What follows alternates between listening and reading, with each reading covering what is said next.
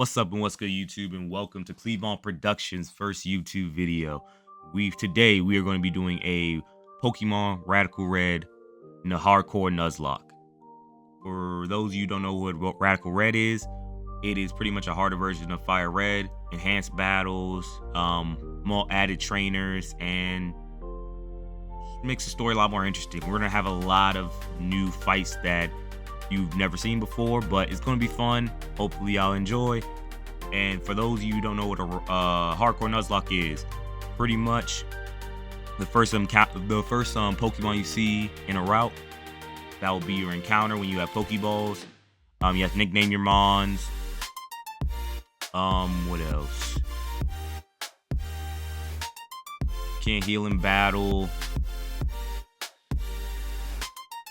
And that's about it.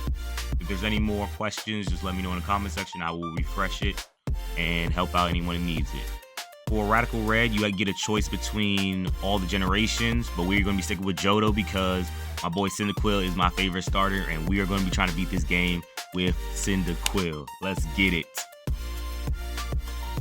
And we named our rival Gary just to be, I don't know. Just ever since I was a kid, I always named my rival Gary. So I always liked him as a rival. Silver was another good one. And the next time I'll probably name him Silver for the next run. But for this one, we're just going to keep it simple with Gary. And also in Pokemon Radical Red, they have a time-changing feature. So it helps with evolutions, but also helps with encounters. So there is a whole lot more encounters. And also, they have in Radical Red generations 1 through 8. Or 1 through 9, excuse me. So you can tell in the route, because yes, they're not normally there. Pansear, Mienfoo, those are all new ones. And as you can see, we also have these little puzzles that we can do to get really good items that just help you during your adventure. Quality of life changes, pretty much. The one that we're getting right now is the Pokevial. Pretty much, it's a portable healing station that helps you not have to always go back to the Pokemon Center. It's very useful and very nice. We will be getting other items as we go through this game, but I'll try to keep track of them whenever they come up.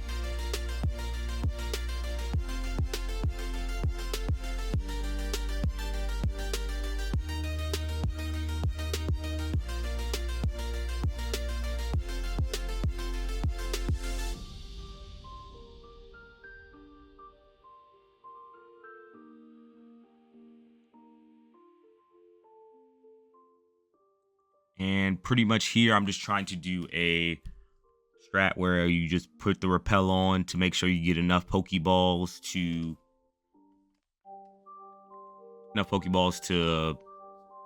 get everything you need.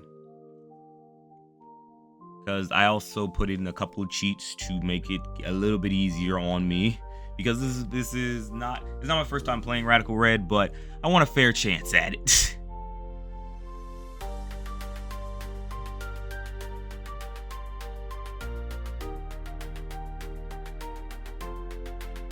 So I made sure to stack up on the essentials, and we're about to go to our first encounter.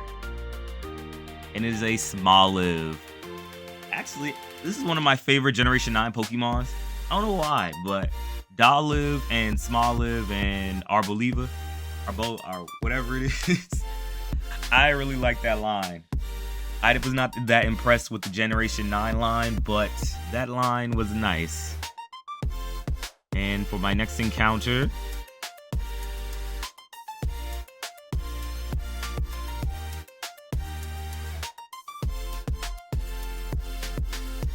I'm going to be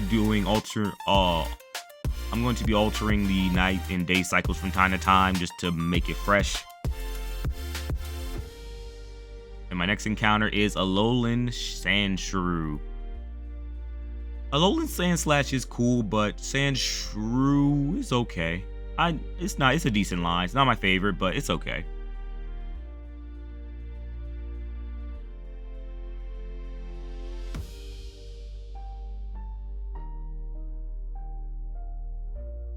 And we fish up a Meryl.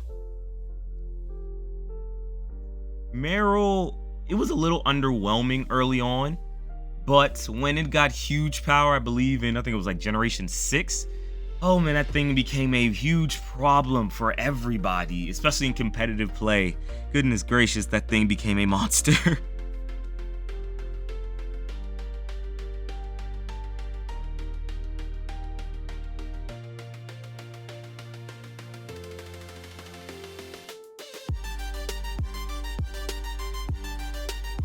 And we have a binacle for our fishing encounter. Binacle. Not much to say about this thing. It looks a little ugly, I'm not gonna lie. I did not know that when it evolves, it has, I think, eyes on the hands, I believe. It's a little weird. There's probably a reason for that. I'm not sure of the reason. If you want to comment to tell me why, that would be wonderful. But yes, it is interesting. And then Wooper. What is this one? Paldean Wooper. There it is. Okay. Paldean Wooper. At first, I wasn't the biggest fan of it. Clodsire was a little ugly to me when I first saw it.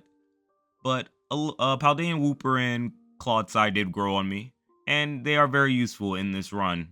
I could tell. Well, they're going to be useful, I believe, because what is it? I think Misty has a Clodsire, so we're going to be probably using this thing for that. And we have a Sentret. Now, again, I'm a Generation 2 guy, so I love me some Generation 2 Pokemon, and Sentret is one of my favorite mons for the beginning routes. And now we have a Wurmple, so we have a chance to get either a Beautifly or a Dustox. Honestly, I'm not sure what the best encounter is in this game. I don't know exactly what for every encounter for all the routes. I don't know which one is the best at all, but we're gonna experiment and see, and just gonna have fun with the guys. But I soon later find out that this Sentret has this Furret now, excuse me.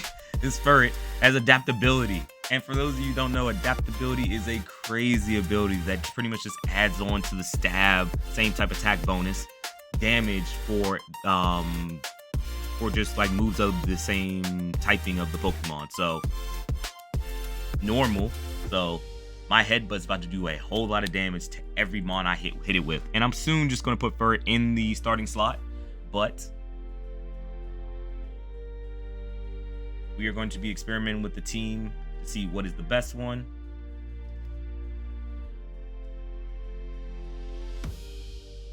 And we're about to fight our rival for the second time. And he starts out with a Starly, but my first headbutt is just too strong and completely annihilates Gary for the second time. This Furret's about to put in work, and I am so happy to have this little guy on my team. And now we're fighting Brendan. Easily taking him down with the headbutt. And we're pretty much just going to soar through the rest of this route. Pretty much with just headbutt Furret. I know, it seems like it's going to be an easy game with just one Pokemon taking out everything. But trust me, it gets harder. It's going to get harder.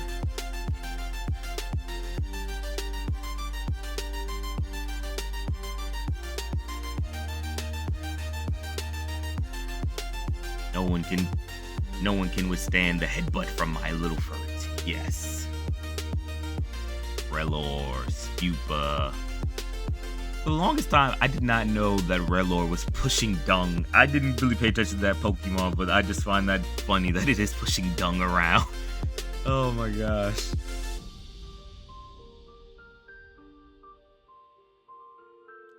And also, I know many people are wondering, why are you going back to the Pokemon Center when you have the Pokeball in hand? I forgot. Sometimes when you're just moving too fast in a playthrough, you just forget some stuff that's just makes your life so much easier. So excuse me for that. I will get better at it. I think I will remember after this fight, I believe. And also, I definitely forgot that Stuffle is a fighting type. So sorry for it on that. But we handled it, switched out, and murdered, and and destroyed the Pokemon with my Furret and my Marrow combination. But I saw Marrow was taking a little too much damage, so I put in my boy Cyndaquil because I forgot Fluffy is the ability for Stuffle, and Fire-type moves do a lot more damage to Fluffy Mons. And now we get the Infinite Repel, another useful item, because guess what? No one likes to keep running into random encounters when they don't do anything for a Nuzlocke. So guess what? Turn that joint on and no more encounters. Beautiful. Just beautiful. I wish the Pokemon Company implemented some of these changes, but it is what it is. It's okay. And we're getting a couple more useful items. I'm going to speed past them. We probably will be slowing down to use them when the fights do get a little harder, but I played the early game a lot. I pretty much know what's coming at me. I pretty much know what's going to happen, so should be no issue. And this is a little different for Diglett Cave. And Silicobra is the encounter. Dynamax Silicobra is interesting. My first impressions, I wasn't the biggest fan of Silicobra. It's nice little snake Pokemon, but I feel like there's better snakes out there. But hey, he's a ground type Pokemon that will be useful for this playthrough. And we have Skidoo. Skidoo for Generation 6. Man, I thought they were going to do a little bit more with it, but Skidoo and Go-Go and you just traveling through it, it was kind of fun. It was kind of fun. I don't know, like, I wish Generation 6 did a little more with those Mons, Rhyhorn Racing and Skidoo.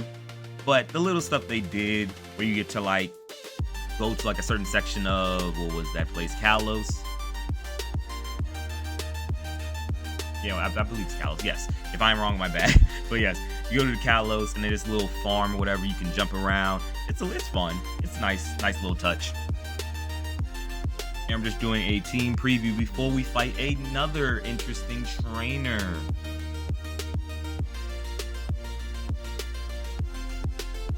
Oh, and also for Pokemon Radical Red, we have a nature changer. So I get to change the Pokemon to whatever nature I want. So pretty much we're going to be keeping it basic. We're going to be keeping just the, if your Mons are all physical, I'm going to do Adamant, which just boosts the attack and reduces the special attack. And if you're a special attacker, I'm going to go Modest, upgrades the attack, upgrades special attack, and reduces the regular attack. And for this trainer, it's it's blocking a item that is pretty useful early.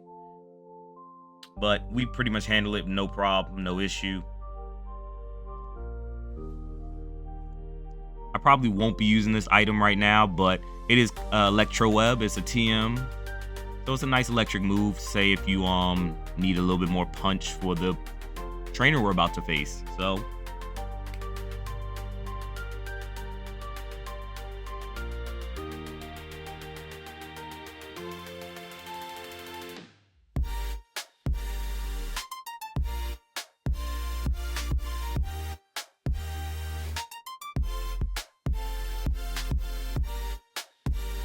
now we're pretty much just team building right now to figure out what we need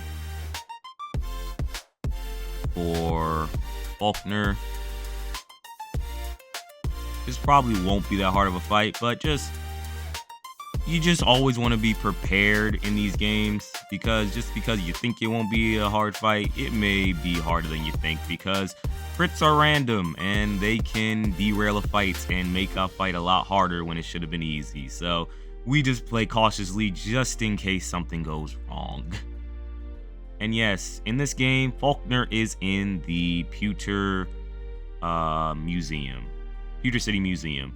But Furret pretty much just takes out most of his Mons with that Headbutt and Quick Attack combo. Now we have Wattrel, and Headbutt just cleans it up. So, nothing really to worry about, which is great. We received an Air Cutter TM, which is pretty nice. And now there's nothing left but to fight the one trainer for Brock and Brock himself.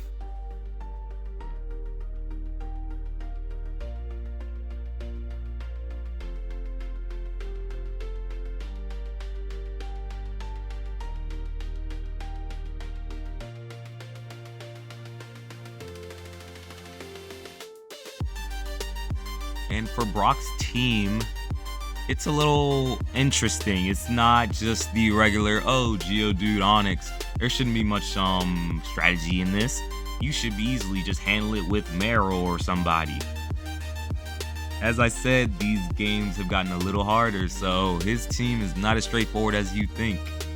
He has a self-destructing Geodude, so if you don't bring a bulky enough Mon or don't have a way to kill it, it will use the Cut Sap Berry that it holds to outspeed and kill you with the self-destruct. So you have to be very, very careful in handling this battle. That's why I'm taking my time pretty much to figure out how I'm going to handle the Geodude and the Varoom. That is a Generation 9 Steel Poison type. So yes, he does not have only Rock and Ground type. He has Steel and Poison. He also has an Archon that's Rock and Flying. That's pretty strong for a Mon right now. Its stats is pretty crazy. Now, of course, it does have Defeatus. For those of you who don't know what Defeatus is, pretty much after Archon gets to below 50% or at 50%, it halves all of its stats. So it's not as strong, but while it is not in Defeatus, it hits like a truck. So just want to be careful just to make sure everything is okay. And Onyx is Onyx. No, it's no really much worry in handling Onyx. I believe they buffed Onyx a little bit in this game, but it's still Onyx. No worries, we'll be okay. And pretty much this guy's just telling me all the rules, like, okay, you can't heal, you can't sleep claws, you can't do this, can't do that. Pretty much for sleep claws, I can't put two mons to sleep at the same time in a battle. So if one mon's already asleep, I cannot put another one to sleep. Basic stuff like that. It follows I believe it follows pretty much Smogon rules. If I'm wrong, please correct me in the comment section. I do not mind it.